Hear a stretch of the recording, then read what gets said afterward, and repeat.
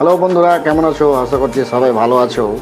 আজকে একটা অতি মূল্যবান কোর্স নিয়ে ক্যামেরার সামনে এসেছি। কোনো এক বিজ্ঞ ব্যক্তি বলে গেছেন যে প্রশ্ন করা হচ্ছে জ্ঞানের অর্ধেক অংশ। অর্থাৎ প্রশ্ন একজন তখনই করে যখন কোনো বিষয়ে মনোযোগী হয়ে থাকে, অর্থাৎ মনোযোগ সহকারে সেই বিষয়ে সে শ্রবণ করে, এবং শ্রবণের পর কোশ্চেন তখনই করে যখন সেই বিষয়ে কোনো জায়গায় তার অস্পষ্ট থেকে যায়। তাই প্রশ্ন করা মানেই সেই অস্পষ্টতা সেখান থেকে দূর হয়ে যাওয়া। তাই কোনো এক বিজ্ঞ ব্যক্তি সেই অর্থ বোঝাতে গিয়েই বলেছেন যে কোনো বিষয়ে প্রশ্ন করা মানেই হচ্ছে জ্ঞানের অর্ধেক অংশ।